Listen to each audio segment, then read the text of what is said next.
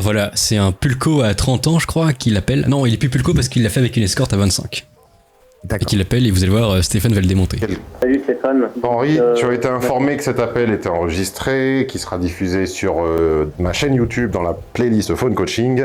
Donc ça veut dire quand même qu'il a payé son coaching pour se faire détruire en live, quand même, c'est un peu cocasse. C'est ça. Donc je te rappelle ma situation, je vais avoir 30 ans cette année et j'ai toujours été célibataire, je suis un grand timide. Donc, Célestin. Ça veut dire quoi? J'ai toujours été célibataire, t'es puceau? C'est cash. C'est pulco. Oh, le bâtard. Mais- Oh, ce bâtard. Il va bégayer. Mais je veux pas trop rentrer dans les détails. J'ai jamais eu de copine, voilà. J'ai jamais été en couple. Bah, oui, mais ne pas avoir été en couple et ne pas avoir fréquenté des femmes, Je n'ai jamais été en couple et je n'ai jamais fréquenté les femmes. donc t'es puceau alors. À part, Et comment t'as fait pour ne pas être puceau sans fréquenter de femmes alors? d'accord, donc quand j'avais 25 ans, j'étais en voyage et j'ai fait une escale à Barcelone et voilà, je suis allé dans une maison close. C'est un peu de la triche, ça, non? Je me suis toujours demandé si c'était un peu de la triche d'utiliser les filles de C'est joie horrible. pour se dépuceler. Et puis surtout la première fois, quoi. Surtout la première fois. Enfin, Oui, après, mais quand t'as personnellement, 25 jamais ans, quoi, été c'est voir la une fille de misère joie, mais sexuelle. c'est Sinon, t'as pas le horrible. choix, quoi. C'est horrible. Ouais, Parce que non, s'il mais, l'avait pas fait, je sais il serait pas. bloqué à 30 ans, quoi. Qui fréquente des femmes, j'en sais rien. Au bout d'un moment, fréquenter des femmes. C'est comme ça que ça fonctionne. Plus tu veux T'es fréquenter en mode des femmes, Macron, plus t'as toi, des chances, va trouver un travail, Bassor, c'est votre frère. Non, mais je veux dire, moi j'ai traîné. Alors, après, c'est compliqué. Moi, je parle de ma vie aussi, de ce que j'en ai vu. C'est-à-dire, moi, j'ai traîné qu'avec des femmes quasiment. J'ai l'habitude de parler avec T'as des ton femmes harem, sans trop ouais. de problèmes et tout. Mmh. Donc, du coup, non, j'ai pas de harem, mais genre, bah, du coup, ça te donne plus d'opportunités. Alors que si tu traînes qu'avec des hommes, bah, t'as plus de chances de te faire sucer par un pote que par. Je dis ça, je dis rien. Hein. Sauf que quand tu traînes qu'avec des femmes, tu deviens un zozo, généralement. Donc, le mieux, c'est de traîner avec un peu les deux, tu vois, être normal, en fait. Oui, un peu les deux, mais voilà, il faut avoir quand même pas mal de femmes dans. Voilà, parce que, voilà, d'une, ça peut être sympa, et d'autre part, bah, ça peut te faire une opportunité. Dans un petit bar à repas bio, dans Un bar, un grand centre commercial. qui est un bar. Et depuis longtemps, et là-bas, en y allant prendre un plat emporté, elle m'a dit bonjour, ça fait longtemps que je ne vous ai pas vu. Donc là, moi, je suis assez pris de court parce que je n'avais pas le calculé. Donc, d'une chose, elle m'a suffisamment remarqué pour voir que j'étais plus là. Et de deux, elle me fait sentir, elle me verbalise. Donc, Dans sa tête, ça y est, elle m'a dit quelque chose, je vais ken, il y a cru, je suis sûr. et donc, la conversation s'ensuit comme ça, où j'avais vaguement dit un truc du genre les bonnes habitudes alimentaires, faut pas qu'on les perd, c'est dur de les prendre, mais un truc comme ça. Et donc ensuite elle enchaîne sur la conversation, et le deuxième qui m'intéresse, elle me pose une question très personnelle, elle me demande qu'est-ce que vous faites dans la vie, si c'est pas indiscret.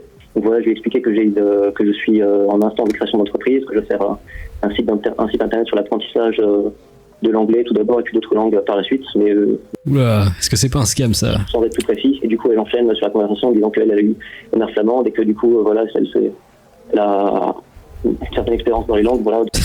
Genre, ça, pour lui, c'était une passion en commun. Genre, lui, il crée un site de langue, et l'autre, elle parle quelques langues étrangères. Ah, c'est bon, on match. Donc on a vu très bien après la conversation parce qu'il y a des clients derrière, voilà. Donc pour moi, ça c'est les sites d'intérêt que j'ai identifiés. Attention. Tu me diras, ça veut dire que c'est une question? Déjà, c'est violent, ça. Je pense que ce sont effectivement des signes d'intérêt. Est-ce que j'ai vu juste? Moi, je pense que ton problème, c'est que si tu considères qu'avoir une conversation de 3 minutes avec une vendeuse, une serveuse ou quiconque que tu croises dans ta journée est un signe d'intérêt extraordinaire, c'est toi qui as un problème. Non, c'est pas un signe d'intérêt extraordinaire, mais moi, c'est le commentaire que je me suis fait moi-même quand elle m'a d'abord dit que ça fait longtemps qu'elle m'a pas vu. Bon, pour moi, Ouais, ça marche bien, les conseils de Zioclo, Bassor, on va parler aux filles. voilà, je pense la même chose que toi, c'est un extraordinaire. Mais le fait qu'ensuite elle me le relance et qu'elle me pose une question personnelle, là, je me demande si. Non, mais je te répète exactement ce que je viens de te dire. Si tu considères qu'une vendeuse qui te demande dans quoi vous travaillez est un signe d'intérêt hors du commun, c'est toi qui as un problème de sociabilité. Parce que ça, c'est juste une conversation violence. normale avec quiconque. Ok, d'accord. Non, je ne considère pas que c'est un signe d'intérêt extraordinaire, je considère comme ça un Je signe. suis sûr qu'en vrai, c'est un anxieux, le timide, il a tout calculé. Non, qu'est-ce que je dois faire? Non, je dois pas être malaisant. Là, il s'est effondré. Là, il est effondré, là, le pauvre. Oui. Et Stéphane. Il a pas de réponse à cette question. Mais il a raison. Il continue à hein, l'écraser c'est vrai que après. là- Après, il a raison, mais c'est le ton sur lequel il lui dit qui est un peu dur, quoi. C'est genre, c'est con, quoi. C'est le ton. C'est triste. Faudrait que Douard arrive et calme un peu Stéphane là, parce que. Je pense, hein, il va falloir modérer. C'est une vague, ça s'appelle du badinage, avec l'unique différence avec le badinage, c'est qu'elle a introduit une petite question perso en plus, soit parce qu'elle se faisait simplement chier, soit parce qu'ils ont des objectifs commerciaux de filer des cartes de fidélité à leurs clients, soit parce qu'elle a fait une formation vente dans laquelle on lui a appris à s'intéresser aux clients, soit parce que, j'en sais rien, si tu me parles de cette conversation et pas d'une autre, ça veut bien dire que tu vois quelque chose de spécial dans cette conversation. Mais après, à 30 ans, toujours puceau, sur le papier, virtuellement Et puceau, surtout- normal. Et surtout, là où il a raison, c'est que c'est vrai que si jamais avec une vendeuse de surcroît, t'as une discussion de ce type et qu'elle te demande ce que tu fais dans la vie, mais que derrière, en plus, la discussion se coupe et tout, donne-lui ton numéro et tu verras après, mais ne te pense pas à 10 000 questions d'avoir l'impression qu'il y a une relation qui se tisse, parce que c'est vrai que c'est un peu... Il se fait des flux dans sa tête, c'est basique, c'est finito. surtout que si c'est un mec qui lui dit la même chose, genre tu fais quoi dans la vie, est-ce qu'il va se dire qu'il a un plan cul ou juste parce que c'est une discussion normale, c'est assez triste, quoi. Mais après, bon, il a un business sur internet, ça doit être un gars qui... Il y a pas mal de gens qui ont du mal à parler normalement, c'est tendu, dans la tête c'est la galère. C'est vrai. Et même moi, j'ai fait partie des timides et tout. Après, ça se travaille. Faites du théâtre aussi, si jamais vous avez l'occasion. Ça peut être pas mal. Ça dévergonde un peu. Faut se montrer, faut oser prendre la parole aussi. C'est pas infamant. Par contre, faut savoir des fois se mettre en retrait. Mais bon.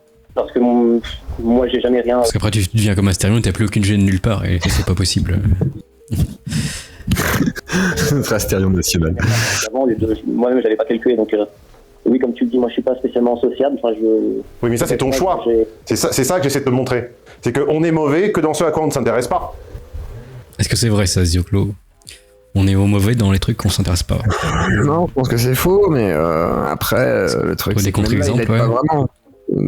C'est juste que tu peux essayer d'être, je sais pas, astrophysicien, mais si tu t'y intéresses, tu le sauras pas, quoi. C'est pas comme ça que ça se passe. Donc, non, c'est un peu bébête. Et après, derrière, sur la séduction, le problème, c'est qu'il lui casse aussi sa confiance. C'est-à-dire, déjà, le mec a pas de confiance en lui. Il a été au pute une fois dans sa vie pour pouvoir avoir l'impression de mouiller son biscuit. Donc, c'est vrai que l'humilier comme ça, c'est peut-être pas la meilleure des choses. Après, lui expliquer effectivement ça. Oui, c'est nécessaire de lui dire, bon, voilà, là, tu te trompes un peu sur comment tu perçois les relations. Ça, c'est juste le début d'une histoire basique de deux humains qui se croisent. Ça veut pas dire que c'est une amitié.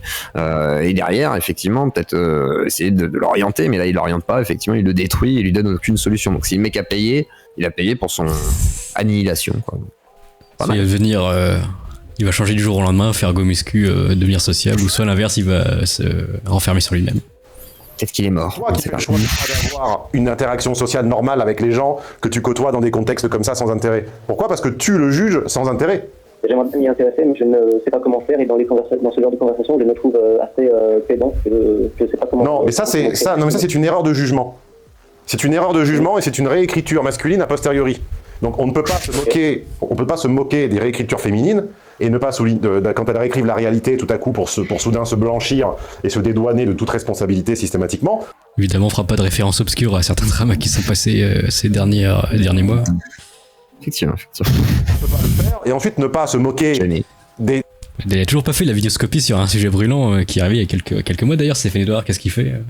Après, il fait gaffe. Hein. Il fait gaffe aussi. Après, c'est vrai qu'il aurait pu faire plus de buzz. Il a pas osé. Après, il avait eu des menaces à l'époque aussi où soi-disant il harcelait, machin. Alors, soi-disant, peut-être pas que. Et c'est compliqué. Très compliqué ça. Des réécritures masculines, quand il y en a. La réécriture que tu pratiques, c'est d'inventer que tout à coup tu n'aurais pas reçu avec ton package à la naissance l'aisance te permettant de badiner comme si de rien n'était. C'est ça que tu me dis. En plus, il fait des questions rhétoriques là parce qu'il peut pas répondre l'autre en face. Ouais, il humilie juste là. Ouais, c'est le problème, c'est.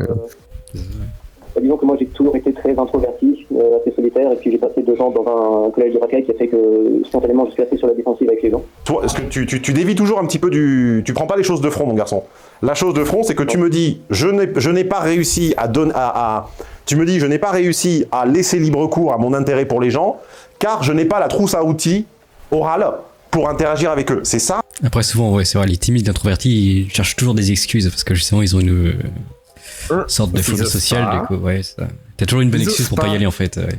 Mais il faut oser les gens, même si vous êtes timide. De toute façon, si tu fais une dinguerie, tu te feras toujours plus remarquer que si tu fermes ta gueule. Et tu passeras toujours pour un con si tu fermes ta gueule. Alors que si tu essayes de dire quelque chose, tu peux peut-être passer pour quelqu'un qui dit une dinguerie peut-être, ou qui est intelligent, ou au moins te faire remarquer. Donc essaye. Arrêtez de flipper. Les pulcos, Après, je là. pense que c'est les malaises qui les ont traumatisés, genre, tu sais, les malaises à la télévision, genre, El Con, le mec, le gamin qui a provoqué un énorme malaise sur TMTP, je pense que les gens n'ont pas envie de revivre ça, tu vois. De se taper un énorme malaise en public. Faut accepter le malaise, faut en jouer, jouer de votre côté ridicule, jouer de ce que vous êtes, jouer même de votre malaise.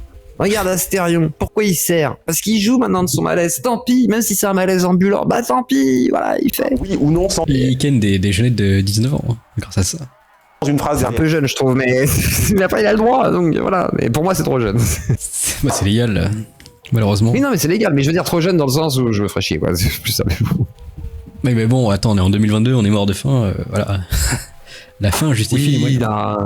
Oui, non, puis après, c'est de la fraîcheur, quoi. Je veux dire, c'est sous blister encore et tout, mais ouais, bref. Quoique, peut-être maintenant, en 2022, je suis pas sûr qu'on puisse dire ça, parce que la génération toxique. Mais t'as raison. C'est vrai que le blister est bien usagé. Ça arrive plutôt sous cellophane, en quoi. occasion, Mais, ouais, ça arrive d'occasion.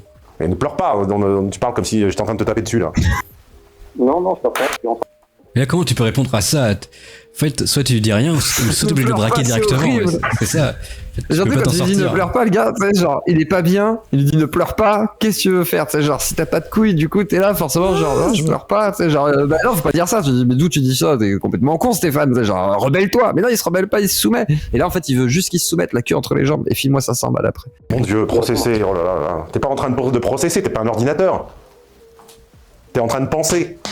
T'es un microprocesseur? Je sais pas comment ça va constituer, mais on va dire que non. Oh là là. Tu parles toujours comme ça aux gens? Parce que c'est logique en même temps qu'ils aient pas forcément envie de badiner, hein, si c'est toujours aussi lourd et aussi informatique ta façon de penser. Mais moi, ce que je te dis, c'est que la réalité est que tu réécris d'une façon satisfaisante. Après, il va répéter l'argument. Donc voilà. Petite destruction d'un timide. Voilà.